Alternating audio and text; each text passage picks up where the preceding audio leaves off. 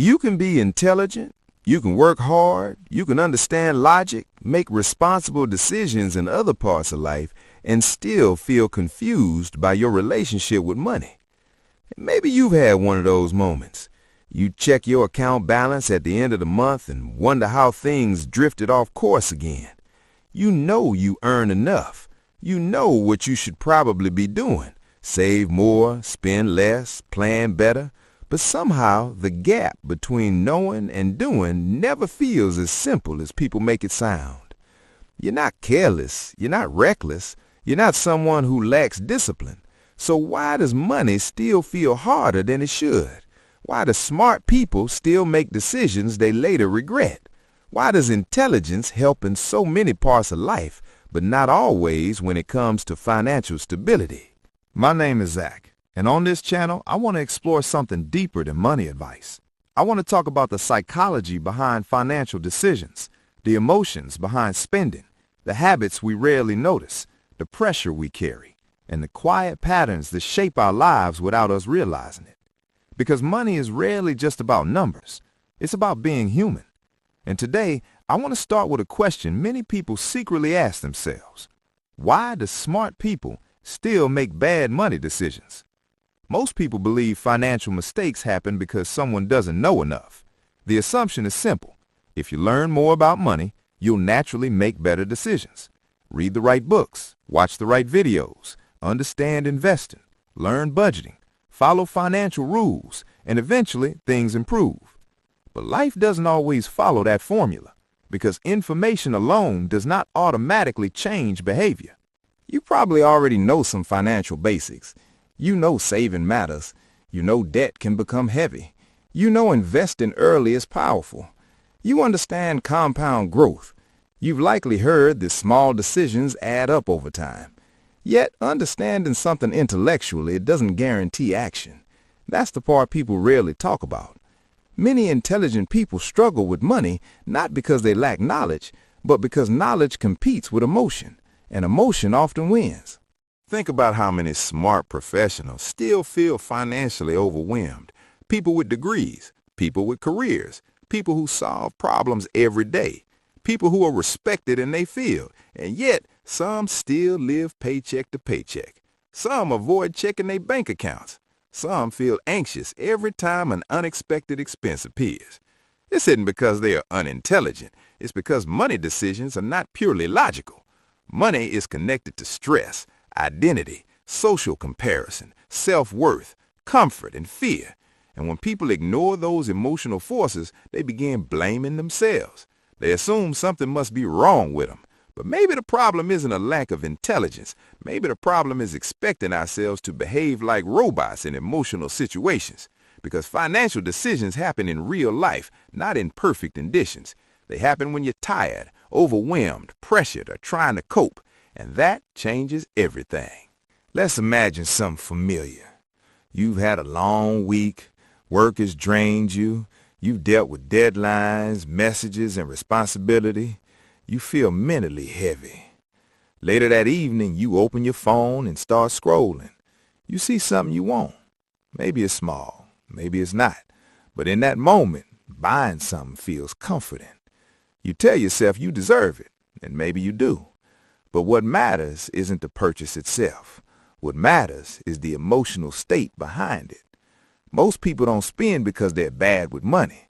They spend because they're trying to feel better. That distinction matters, because once you understand that, money decisions begin to make more sense.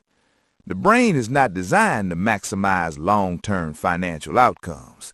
The brain is designed to reduce discomfort. When stress increases, the desire for relief becomes stronger, and relief usually feels immediate. That's why spending can become emotionally rewarding. You buy something and you feel excitement, control, escape, or temporary comfort. Your brain remembers that feeling. Over time, spending becomes associated with relief.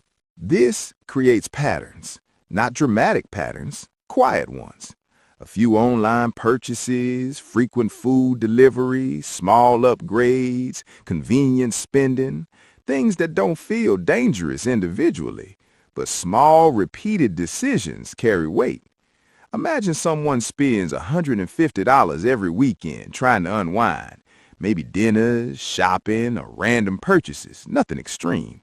Over 1 month, that becomes around $600. Over 1 year, more than $7,000. And suddenly, something that felt harmless becomes meaningful, not because the person was irresponsible, but because emotions repeated a pattern quietly. That's the hidden side of money. Most financial outcomes are not created by one giant mistake. They are created by repetition, habits, emotional reactions, and tiny decisions made over long periods. Now, let's talk about another force, ego. This one is difficult because it rarely feels negative. Ego doesn't always look arrogant. Sometimes ego looks like confidence. Smart people are often problem solvers. They believe they'll figure things out. They trust their future self. They assume there'll be time later. And in many situations, confidence is useful. But confidence can quietly delay important decisions. You tell yourself you'll start saving next year. You tell yourself things will settle down. You assume future income will fix current pressure. You believe you can catch up later. And sometimes you can. But time moves quietly. Months become years. Life becomes busier. Expenses become normal. And what once felt temporary becomes a lifestyle. Smart people are often excellent at explaining decisions. They can justify almost anything. They can make emotional choices sound logical. You tell yourself the vacation is deserved, the car upgrade is necessary, the spending is manageable. And individually, those explanations may not be wrong, but the mind is very good at protecting comfort, especially when discomfort feels inconvenient. There's also social pressure. This affects almost everyone, even people who believe they're independent thinkers, because human beings naturally compare. You see coworkers upgrading their lives, you see friends traveling, you see people buying homes, posting milestones, and living what appears to be a stable life. Slowly, your internal expectations begin to shift. You start asking quiet questions. Should I be doing more? Am I behind? Why does everyone else seem ahead? Comparison creates emotional tension, and emotional tension often leads to spending, not always for status, but sometimes simply to feel normal, to feel included, or to avoid feeling left behind. Humans want belonging, and money is often connected to belonging more than people realize. You spend to fit into your environment, you spend to match expectations, you spend to maintain an identity. That doesn't make you weak, it makes you human. Now think about stress. Stress changes how people think about time. When life feels uncertain, long-term planning becomes harder. Saving for retirement feels distant, investing feels abstract, future security feels invisible, but present comfort feels real. That's why many people struggle to prioritize future goals. The future is hard to emotionally connect with. You can't feel retirement today. You can't experience compound growth immediately. You don't wake up one morning and suddenly feel the excitement of emergency savings. The rewards are delayed, and delayed rewards require patience. But patience becomes difficult when people are emotionally exhausted. That's why financial behavior often has less to do with intelligence and more to do with emotional regulation. Can you pause when stressed? Can you tolerate discomfort? Can you resist reacting emotionally?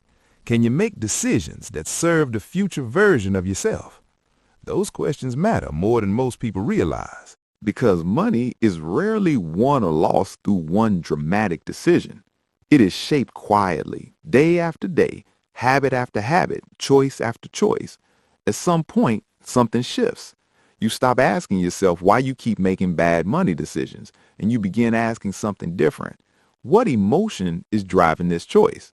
That question changes the conversation, because now money stops becoming a measure of intelligence and starts becoming a reflection of awareness. You realize you're not simply reacting to numbers, you're reacting to pressure, fatigue, comparison, identity, and the desire for comfort or relief.